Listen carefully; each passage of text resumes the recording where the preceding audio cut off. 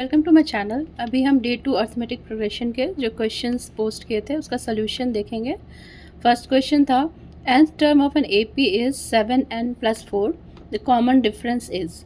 Common difference क्या होगा? nth term जो है वो 7n + 4 है, तो इसको हम इसमें फर्स्ट टर्म निकाल सकते हैं n को 1 डाल के, तो ये 11 आ गया, और टर्म 2 निकाल सकते हैं n को 2 डाल के, क्योंकि n = 2, तो 18 आ गया। और कॉमन डिफरेंस क्या होता है? दो कंसेक्यूटिव टर्म के बीच का जो डिफरेंस होता है, तो T2 - T1 is equal to 18 - 11, that is 7। तो कॉमन डिफरेंस 7 आ गया। इसको हम चाहें तो ऐसे भी सॉल्व कर सकते हैं। Tn हमें पता है, T7n + 4, Tn - 1 मीन्स Tn के पहले का जो टर्म है वो हो जाएगा 7n - 1, वहाँ कर देंगे, जहाँ पे n है वहाँ n - 1 हो जाएगा, +4। कॉमन डिफरेंस अगेन हम ये Tn जो nth टर्म है माइनस nth टर्म से एक पहले का टर्म Tn - 1, उसको सब्सट्रैक्ट करेंगे तो भी वैल्यू हमें 7 ही मिलेगी। तो हमारा ये आंसर क्या हो गया? Common difference is 7। क्वेश्चंस जो है वो जितने भी लिए गए हैं वो मोस्ट ऑफ द क्वेश्चंस 2024 के जो क्वेश्चन पेपर है उससे है, और बाकी CBSE सैम्पल पेपर से है। Question number 2, the 14th term from the end of an AP। 14th term क्या है? From the and. AP कुछ ऐसा है, -11, -8, -5 so on, and 49 is the last term. अब 49 से हमें आना है पीछे की तरफ 14 टर्म। उसके लिए हम ये वाली फार्मूला यूज़ कर सकते हैं। It is L - n - 1 into T। L क्या है यहाँ पे? L जो है हमारा वो L हमारा लास्ट टर्म है L, और फिर हम पीछे की तरफ आ रहे हैं। ऐसे कॉमन डिफरेंस जो है इसका वो इसमें जब हम इधर से इधर आ रहे हैं तो कॉमन डिफरेंस 3 आ रहा है, और फर्स्ट टर्म है इसमें -11। पर अभी जब पीछे से आ रहे हैं तो लास्ट टर्म जो हम वहाँ से प्रोसीड करेंगे तो 49 है, और हमें माइनस करना होगा ये n - 1 उसमें ऐड करते थे इंटू D। अभी हम सब्सट्रैक्ट कर रहे हैं क्योंकि हम बैकवर्ड जा रहे हैं, तो इट इज़ सब्सट्रैक्ट करके 10 आ गया। तो सेकेंड क्वेश्चन में था कि क्या होगा जो 10th term 14th term from the and, तो इट इज़ 10। अब क्वेश्चन नंबर थर्ड में कॉमन डिफरेंस निकालना है। तो common difference of the AP terms दिए हुए हैं। कॉमन डिफरेंस क्या होता है? कोई भी दो कंसेक्यूटिव टर्म को सब्सट्रैक्ट करके हम कॉमन डिफरेंस निकाल सकते हैं। तो हमारा टर्म मैंने ये सेकेंड टर्म को में से फर्स्ट टर्म को सब्सट्रैक्ट कर लिया, तो मुझे वैल्यू मिली -2। तो -2 जो है इनका कॉमन डिफरेंस हो गया। नेक्स्ट क्वेश्चन है, if x 2x + 9 4x + 3 are the 3 consecutive terms of an AP, then value of x क्या होगी? तो ये कंसेक्यूटिव टर्म्स हैं AP के, तो वैल्यू ऑफ x निकालने के लिए हम क्या करेंगे? कंसेक्यूटिव टर्म के लिए यदि A, B और C कंसेक्यूटिव टर्म है तो B - A is equal to C - B। तो इसमें हम ये कर सकते हैं, इधर B ले आएंगे तो 2B is equal to A + C। तो यही कंसेक्यूटिव टर्म है। मिडिल टर्म 2x + 9 है, तो twice of 2x + 9 is equal to x + 4x + 3। तो इनको ऐड करके हमें x की वैल्यू क्या मिल गई यहाँ पे? 15। x की वैल्यू ही निकालनी थी, तो ये 15 आ गई। अब हमारा नेक्स्ट क्वेश्चन है, if an AP in an AP if the first term जो है A7 is 7, nth term is 84, and the sum of the first n term is given 2093/2। तो n की वैल्यू क्या होगी? तो हमें पता है कि फर्स्ट टर्म हमारा ये है और जो लास्ट टर्म ये है। तो मैंने एक्चुअली पहले 2A वाली इक्वेशन लगाई, ये लगाने की ज़रूरत ही नहीं है, तो मैंने देखा कि हम लगा सकते हैं क्योंकि हमें फर्स्ट टर्म और लास्ट टर्म पता है। तो Sn is n/2 first term plus last, that is equal to what is given. तो इसको सॉल्व करके मुझे मिला n की वैल्यू कितनी आ गई हमारी? n = 23। तो n की वैल्यू 23 हो जाएगी। बस इसमें यही करना था, फर्स्ट टर्म और लास्ट टर्म दिया हुआ है उनको ले लेंगे, n/2 हमें n निकालना था, और ये भी पता था कि Sn क्या हो रहा है, तो n एक अननोन है वो निकल जाएगा, दैट इज़ इक्वल टू 23। तो क्वेश्चन नंबर 5 में हमारा ये हो गया n 23। अब जो हमारा इसमें लास्ट क्वेश्चन है, question number 6, last question means इस पेज का लास्ट क्वेश्चन। असर्शन जो है वो बोल रहा है A, B, C are in AP if and only if 2A is equal to A + C, और रीज़न में दिया हुआ है the sum of the first n और नेचुरल नंबर इज़ n का स्क्वायर। तो इसमें पहला ये बता रहे हैं कि A, B, C AP में है, तो ये ऐसा होगा, तो ये चेक कर लेते हैं। तो हमें पता है कि कंसेक्यूटिव टर्म का जो सब्सट्रैक्ट करके जो वैल्यू आती है सेम होता है, तो b minus a is equal to c minus b, तो 2b is equal to a plus c. तो ये तो ट्रू हो गई, ये वैल्यू जो इन्होंने बताई है कि ये ऐसा होगा। नेक्स्ट है कि ऑड नंबर्स लिए गए हैं, उनके सम निकाले गए हैं। तो ऑड नंबर कैसे होंगे, 1 से स्टार्ट करेंगे तो 1 3 5 n तक जाएगी। तो हमारा जो इसमें फर्स्ट टर्म है वो 1 है, n हमें जो है वो नहीं पता, n ही लेंगे। 2 इंटू ए इज़ 1, सो 1 लिखा है, और n minus 1 into 2, common difference 2 है। तो सॉल्व करने पे ये कुछ n स्क्वायर आया है, तो r इज़ ट्रू। पर ये इसका ये सही है, ये भी सही है, पर इसका ये एक्सप्लेनेशन नहीं है कि ये इसका एक्सप्लेनेशन नहीं है, but assertion is also true and the reason is also true. Question number 7 है, find the sum of the first 100 natural number. ये 2020 में आया हुआ है। तो ये फर्स्ट नेचुरल नंबर करना है 100। तो नेचुरल नंबर स्टार्ट या 1 से होती है, 1 से लेकर 100 तक के नंबर ले गए।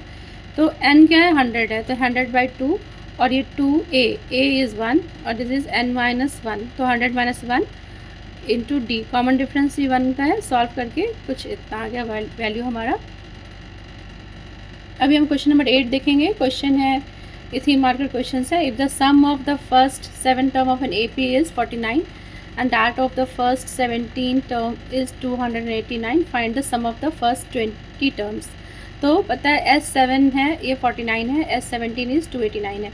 S20 क्या होगा, S7 क्या होता है, पहले 7 टर्म्स का सम।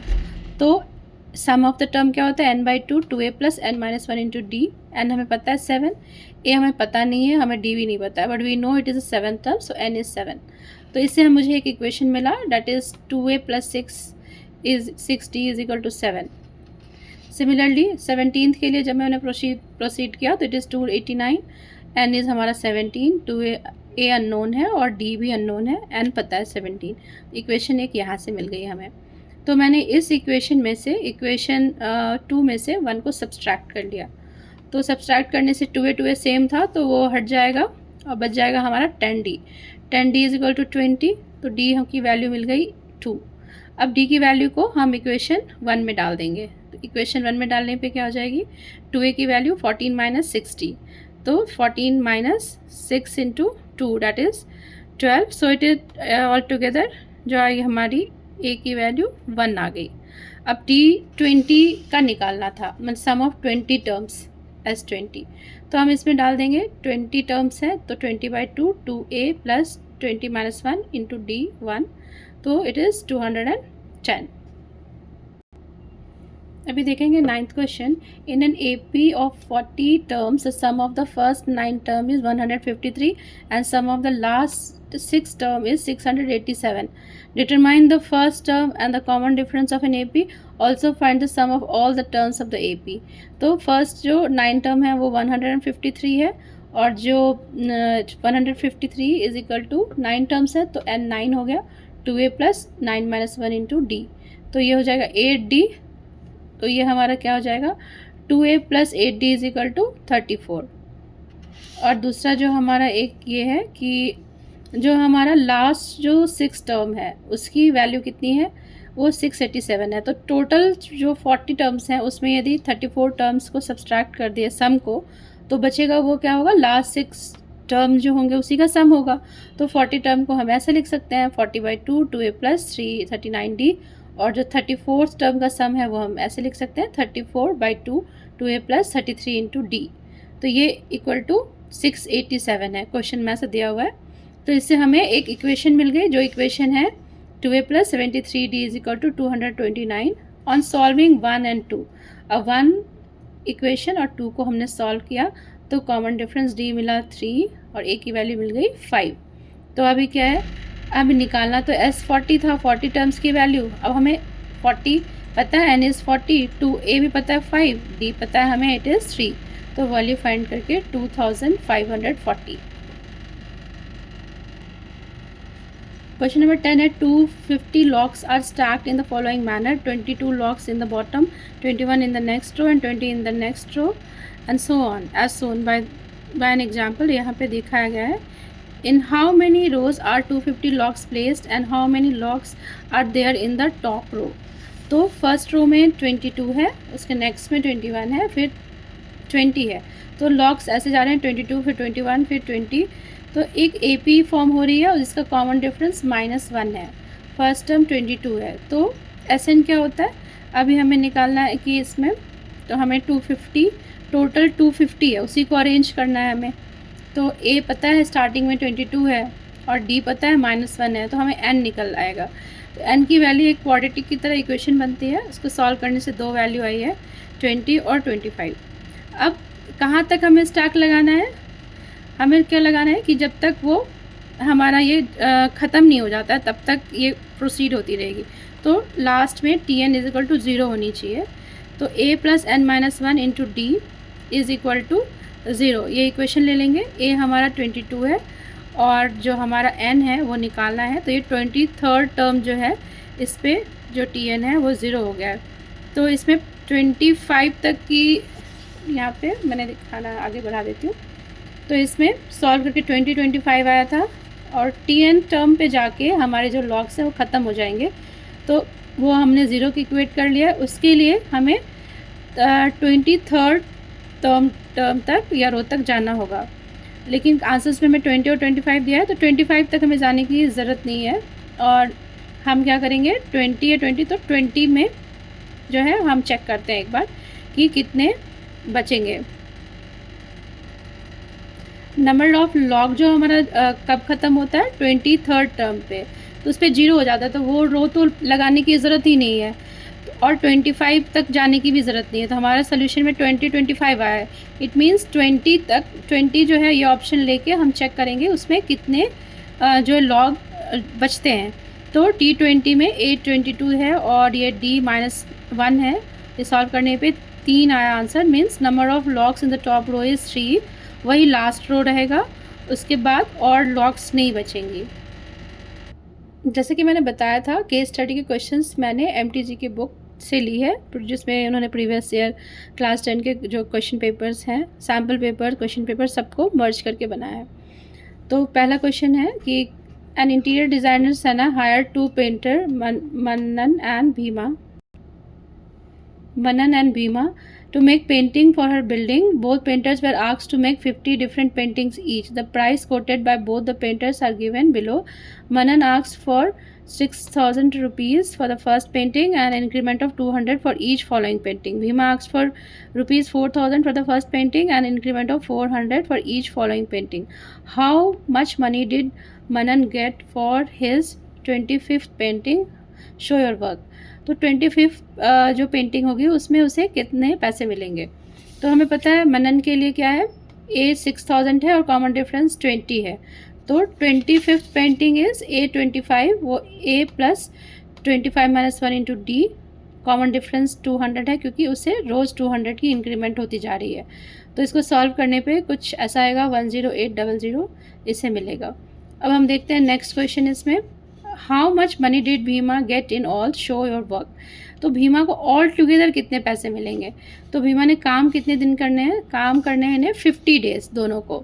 तो हमारा N कितना हो गया 50, और हमारा जो फॉर्मूला है वो क्या है, ये मैंने 25 लिखा है, ये ऐसा नहीं है, ये 50 डेज़ के लिए काम कर रहा है।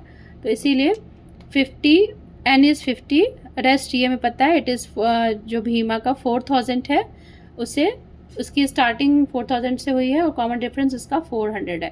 बस फिर फार्मूला में हमें पुट करना है और इसकी वैल्यू आ जाएगी कुछ इतना। इसको मल्टीप्लाई नहीं किया मैंने, मल्टीप्लाई करने से हमें वो जो रिक्वायर्ड वैल्यू है वो आ जाएगी। अब सेकंड पार्ट, इसका सेकंड एक और पार्ट है इस क्वेश्चन का, जो कुछ ऐसा है कि if both Manan and Bhima make painting at the same pace, find the first painting for which Bhima will get more money than Manan, show your step.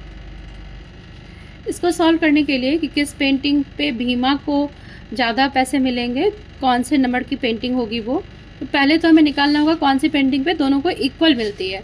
तो दोनों का हमें पता है, इसका स्टार्ट हो रहा है 6,000 से, इसका कॉमन डिफरेंस 200 है और इसका 4,000 से कॉमन डिफरेंस जो है वो 400 है। दोनों का nth टर्म जब दोनों बराबर होंगे उस हिसाब से इक्वेट कर दिया है। इक्वेट करने पे हमें n की वैल्यू 11 मिली। मीन्स 11th पेंटिंग ऐसी होगी जब दोनों को सेम पैसे मिलेंगे।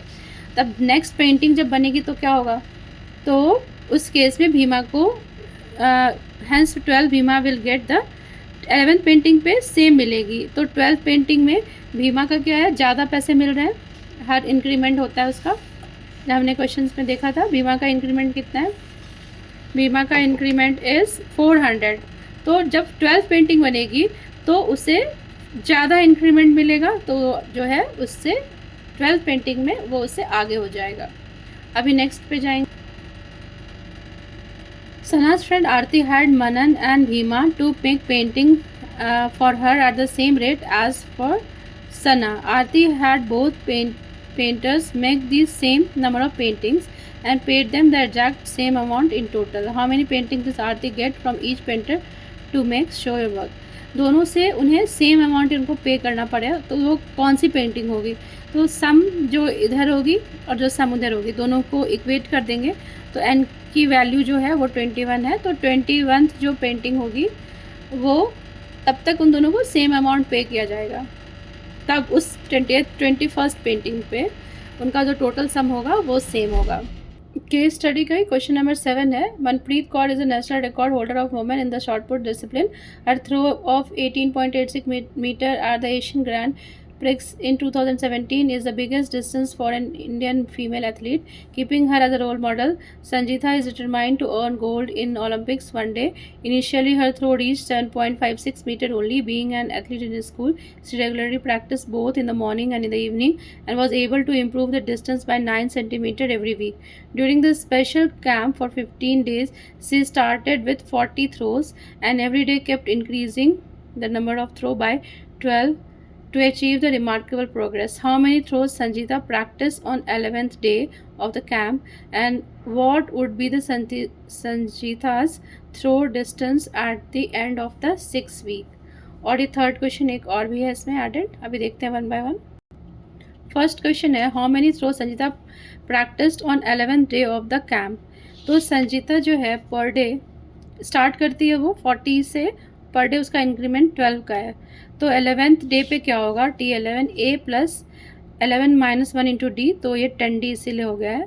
तो ये 40 पता है, 10 तो we know it is 11 minus 1 से, और D इज़ 12, तो इट इज़ 160 थ्रो ये कर पाएगी। और इसका जो सेकंड क्वेश्चन है वो है what would be Sanjeeta's throw distance at the end of the 6th week. 6 week के बाद वो कितना डिस्टेंस थ्रो करेगी। इनिशियली इसका कितना थ्रो कर पाती है, वो कर पाती है 7.56 मीटर, और उसके रोज़ इंक्रीमेंट होता है 0.09 मीटर का। तो इसमें 6 वीक के बाद पूछ रहा है, तो n इज़ 6, तो सब्स्टिट्यूट कर देंगे वैल्यू, तो हमें 6th डे पे पता चल जाएगा 8.01 मीटर है इसका। इसका जो लास्ट पार्ट है वो है कि how many throws did she do during the entire camp of 15 days. तो स्टार्टिंग में वो 40 करती है, इंक्रीमेंट 12 का है, तो 15 दिन में कितना करेगी, तो 15/2, 2A is 2 into 40, N is 15, so 15 minus 1 into 12, so all together 1860 throws she is going to do. ये केस स्टडी का क्वेश्चन नंबर 8 है।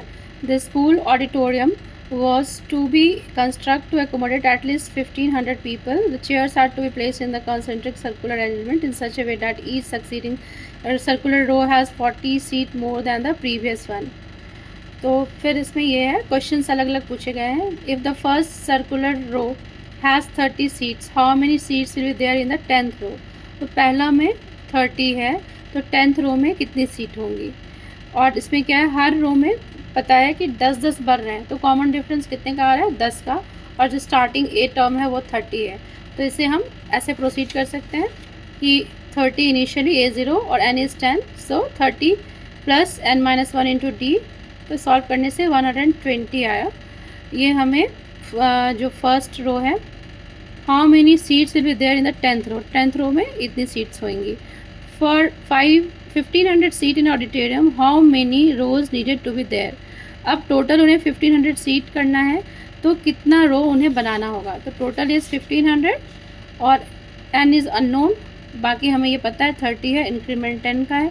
तो सॉल्व करने से इसमें हमें वैल्यू आई n की। एक क्वाड्रेटिक का इक्वेशन बना, इसकी मिडिल टर्म स्प्लिट करा मैंने ऐसे फैक्टराइजेशन से, तो इसमें दो values I, n is 15 and n is -20। तो माइनस तो नहीं हो सकता है नंबर ऑफ रोज, तो हम लेंगे 15। अब इसमें एक और पार्ट है, जो एक पार्ट है वो ये है कि if 1500 seat are to be arranged in the auditorium, how many seats are still left to be put after 10th row. तो टोटल हमें डालना है कितना, 1500 सीट्स करने हैं। तो 10th रो तक कितने निकले वो हमें सम ऑफ नंबर सम जो निकालते हैं उससे निकाल लेंगे, फिर 1500 में से सब्सट्रैक्ट करने से हमें मिल जाएगा कितनी सीट बची हुई हैं। तो यहाँ पे यही किया है कि 10th रो तक कितनी सीट आएंगी, तो 10/2 2 30 2 इंटू 30, ये n-1 इंटू डी, तो ये आ जाएगा 750 सीट्स। तो रिक्वायर्ड और कितने होंगे, तो 1500 में से हम सब्सट्रैक्ट कर लेंगे 750। एक और पार्ट है इस क्वेश्चन का, if there are 17 row in the auditorium, how many seats will be there in the middle row. तो टोटल 17 रो, तो मिडिल क्या होगा 17/2, तो 8.5। तो हमें इसमें इंटीजर लेना होगा, तो इट इज़ अप्रॉक्सीमेट टू 9, क्योंकि 0.5 है, 0.5 इधर हो या उससे ज़्यादा हो पॉइंट इधर, तो हम इधर एक ऐड कर सकते हैं इंटीजर बनाने के लिए। तो ये 9th रो हो गया। अब 9th रो में क्या होगी, a plus n-1 into D, a is 30, n is 9 and d is 10, तो 110 सीट्स वहाँ पे होंगी 17th जो 7th के मिडल में, दैट इज़ 9th रो। ये भी एक केस स्टडी का क्वेश्चन है। Pushups are fast and effective exercise for building strength. These are helpful in the almost all the sports including athletics. While the push-up primarily target the muscles of the chest, arms and shoulders, support required from other muscles help in toning up the whole body. Nitish wants to participate in a push-up challenge. He can currently make 30 push-ups in 1 hour, but he wants to achieve it 3,900 push-ups in 1 hour, for which he practiced regularly. With each day of practice, he is able to make 5 more push-ups in 1 hour as compared to the previous day. If on the first day of the practice he makes 300 push-ups and continue to practice regularly till the target is achieved, keeping the above situation in the mind, answer the following question. Form an AP representing the number of push-ups per day and hence find the minimum number of days he need to practice before the day his goal is accomplished. और second है, find the total number of pushup perform with Nitish up to the day his goal is achieved. Starting में वो 3000 pushups करता है और daily 1 घंटे में इतना करता है और डेली 5-5 बढ़ता है। तो 5-5 मैंने इंक्रीमेंट किया, ये एक AP में बन गया क्योंकि इंक्रीमेंट जो है वो 5 का है। और let the number of days is n, so when he will perform 3900 then it is 3000। A का काम करेगा n-1 into 5, n is 181 days. Second portion के लिए टोटल नंबर ऑफ पुशअप्स हमें निकालना है, इसने कितने प्रैक्टिस किए स्टार्टिंग फ्रॉम डे 1। तो 181 में उसने अपना रिक्वायर्ड जो जहाँ पहुँचना था टारगेट पे पहुँचा था, तो इसमें कितने पुशअप्स लगाए थे, इसके लिए हम n जो है 181 ले लेंगे। स्टार्टिंग इज़ 3000 और जिसका टारगेट था 3900 है। सॉल्व करने से हमें मिला this much pushups he done इतने डेज़ में, 181 डेज़ में टारगेट तक पहुंचने के लिए। Thank you so much. जल्द ही डे 3 के चैलेंज के क्वेश्चंस मैं अपलोड करूंगी। Please keep trying. Thank you.